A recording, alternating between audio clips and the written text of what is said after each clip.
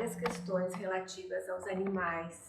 Na questão 592 diz o seguinte: se compararmos o homem e os animais em relação à inteligência, parece difícil estabelecer a linha de demarcação, porque certos animais têm, nesse terreno, da inteligência, notória superioridade sobre certos homens.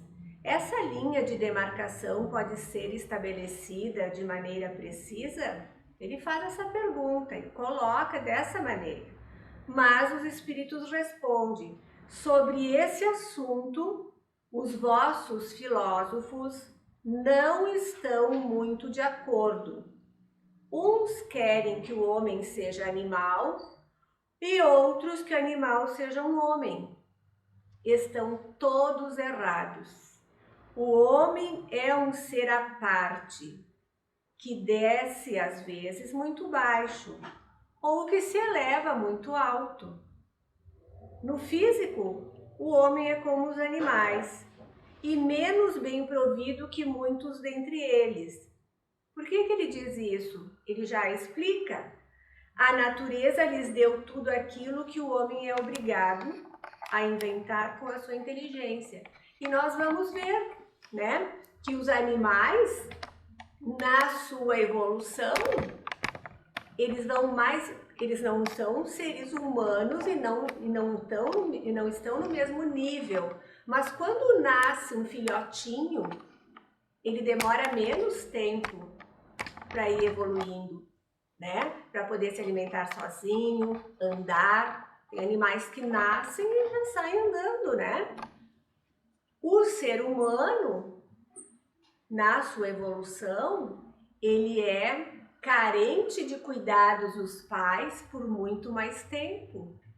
E isso nós vamos ver em outros ensinamentos, que é próprio do ser humano, para que haja essa interação de afetividade entre os pais e os filhos, e que os pais têm que ter cuidados, e nesses cuidados o amor vai aumentando, o carinho, a dedicação, que é próprio de pais e filhos, para poderem, às vezes, reatar laços que foram quebrados momentaneamente, entre outras coisas. E também demonstração de um amor que pode ir crescendo.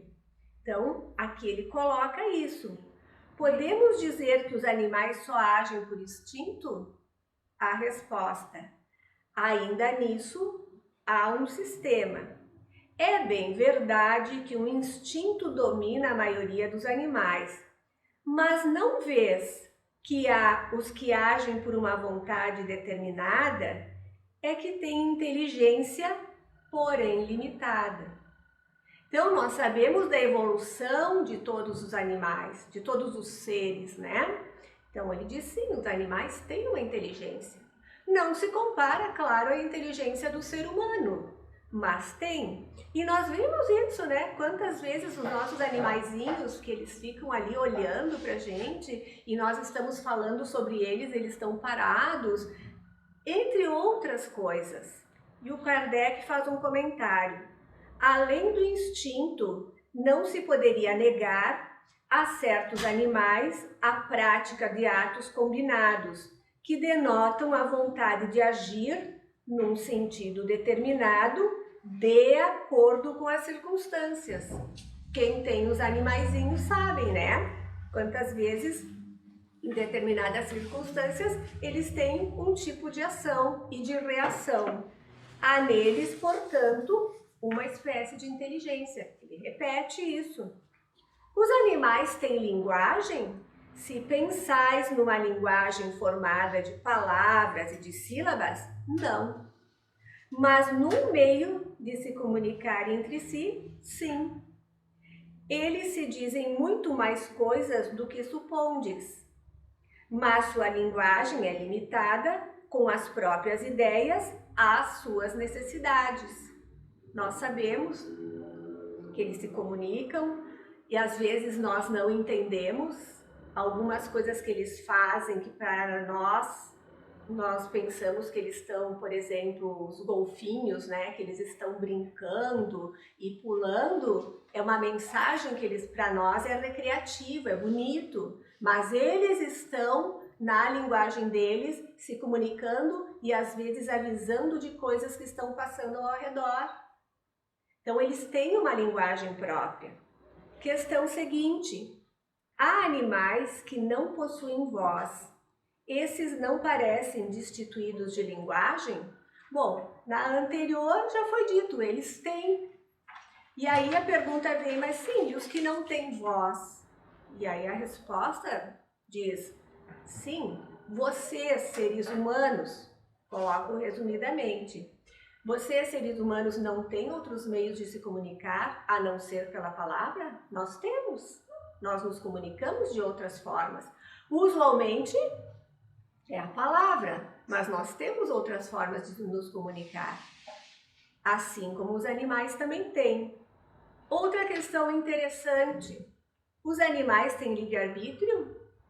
Não são simples máquinas como supondes, mas sua liberdade de ação é limitada pelas suas necessidades e não pode ser comparada do homem, sendo muito inferiores a este. Não têm os mesmos deveres. Sua liberdade é restrita aos atos da vida material. Eles têm certas escolhas, mas não são escolhas como as nossas e nem responsabilidades como as nossas, né? Então, eu escolhi essas para nós comentarmos, intercalados com algumas opiniões que eu busquei também do Divaldo, em outros lugares também, e algumas histórias que nos fazem lembrar, algumas conhecidas, outras nem tanto, de animais para a nossa reflexão. Então nós sabemos que já é uma evolução de nós, seres humanos, tratarmos bem os animais. Entendermos os animais como os nossos irmãos inferiores, como seres da natureza e criados por Deus, como nós somos criados também. E a evolução de cada espécie, e que é muito importante nós sabermos que temos que tratar a natureza bem, as plantas, os animais e o próprio ser humano. É importantíssimo. Mas nós não podemos comparar o animal com o ser humano.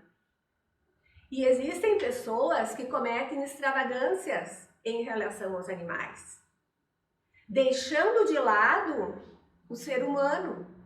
Os animais têm um tipo de necessidade e os seres humanos têm outros tipos além dessas dos animais.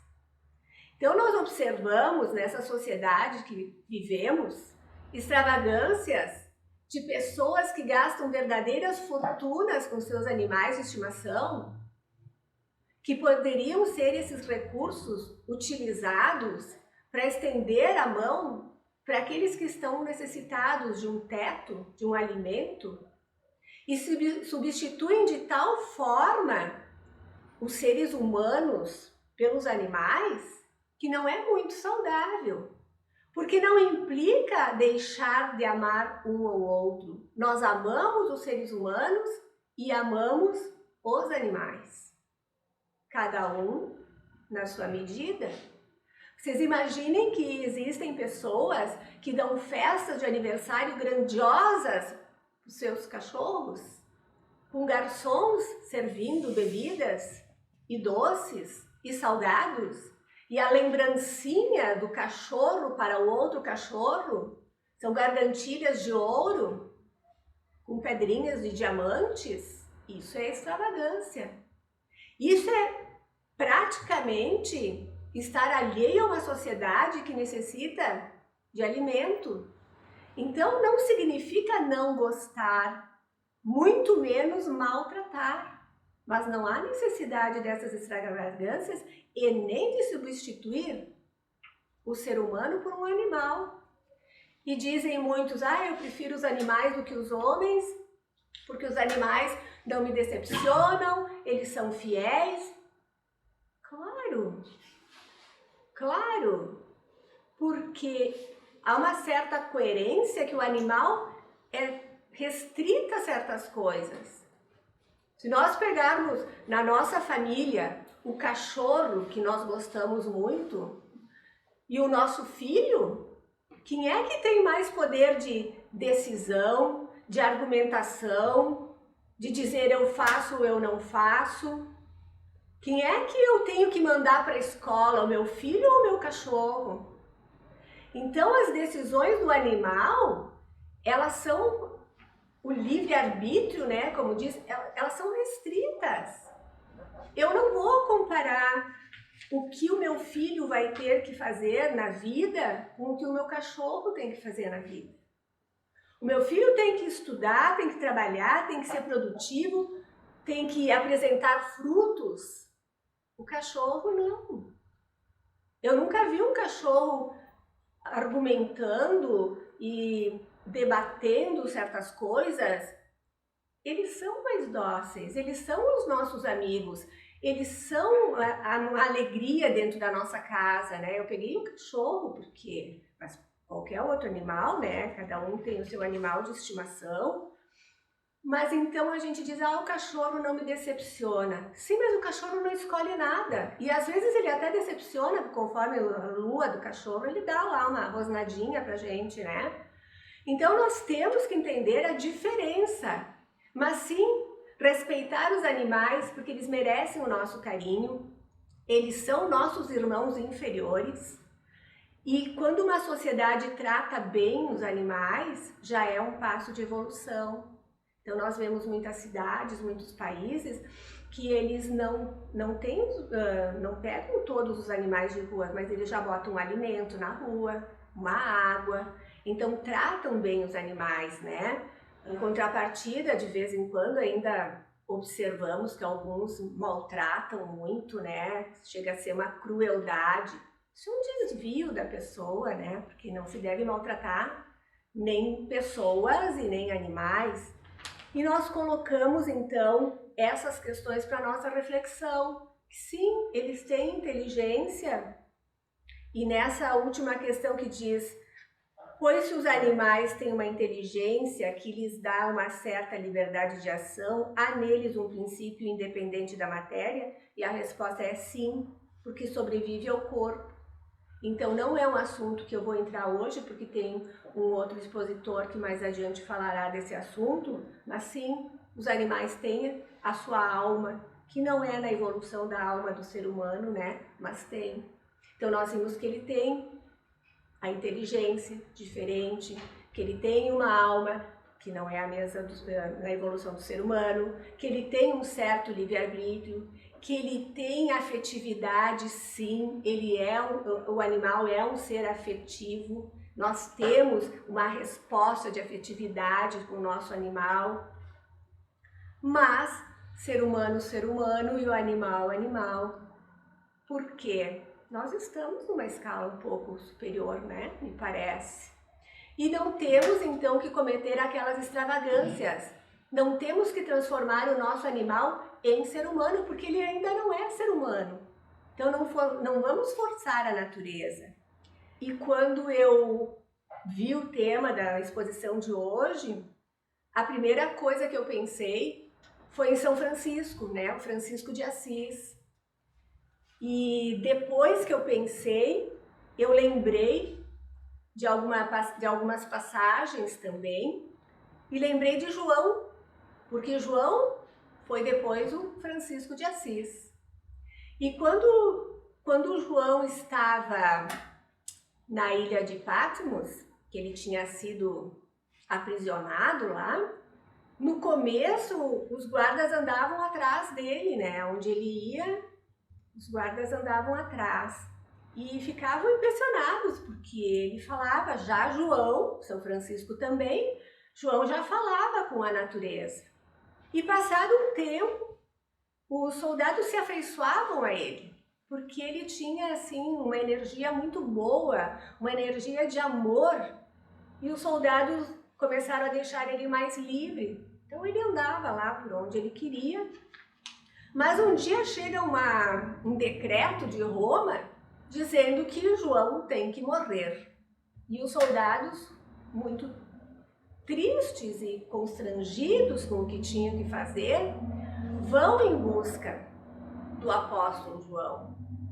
E quando eles chegam perto, ele está sentado numa pedra e conversando, né, fazendo a sua pregação, como se estivesse fazendo para pessoas. E ele fala da natureza, ele fala de Deus, ele fala das plantas, dos animais, dos seres humanos. E perto, assim, na água, um aglomerado de peixes, como se estivessem num comício, ouvindo o que ele estava dizendo. E os guardas ficaram abismados. E aí diz que os homens santos, né, eu tirei essa história de um livro, né, que é São Francisco, é a vida de São Francisco, Francisco de Assis, começa com a história de João, porque depois, em outra reencarnação, ele é Francisco de Assis. Então, já quando ele era João, ele já conversava com a natureza. Então, diz que nesse livro, né, que os homens santos, ou aqueles iniciados bem na divindade, conseguem sim se fazer entender e entender a linguagem dos nossos irmãos em evolução ainda, os animais. Então, o Francisco de Assis, né, o nosso sol, né, Francisco de Assis, também conversava com a natureza, saudava o vento, a lua, a chuva, as árvores. Ele vivia integrado, porque o amor que ele tinha era um amor a tudo. Não se limitava a pessoas somente. Ele glorificava tudo que Deus tinha criado. E um dia ele chega na cidade de Gubbio, na Itália, e ele percebe que toda a população está empolvorosa, está com medo. E ele fica pensativo sobre aquilo, o que será que está acontecendo nessa cidade? E ele vai conversar com as pessoas, e as pessoas quando saem de casa saem armadas, e eles contam que tem um lobo muito feroz, e que esse lobo, ele ataca essa cidade, essa vila, né? Ele ataca, ele mata os outros animais, ele agride e mata pessoas. Então, a população está sempre com medo o tempo inteiro, e não saem de casa sem estar com alguma coisa para se defender. E aí o São Francisco diz assim, olha, eu gostaria de ajudar. E realmente ele vai ajudar. E vai para a floresta e vai ao encontro, né? Quer encontrar o lobo e encontra. E ele está andando e de repente o lobo surge na sua frente. E feroz, em posição de ataque. E Francisco calmamente começa a conversar com ele. Ele tem uma energia tão boa que ele consegue apaziguar, consegue bloquear aquela energia de agressividade que o lobo tem. E ele fala, calma, eu só quero conversar contigo. E o lobo começa a parar. E ele diz, quero conversar contigo, e se tu estiver me entendendo, tu levanta a tua pata e fica esperando. E o lobo levanta a pata e põe na mão de São Francisco. E aí ele conversa. De hoje em diante, eu vou te levar comigo. E eu vou cuidar de ti. E eu vou te alimentar. Portanto, tu não precisas mais atacar ninguém. Tu estarás tendo casa, porque tu vais morar comigo, alimento e carinho. E eu sou teu amigo, e tu tens que ser meu amigo também. Esta é a conversa de Francisco de Assis com o lobo. E o lobo segue com ele. Quando ele chega na vila com o lobo, a população fica espantadíssima.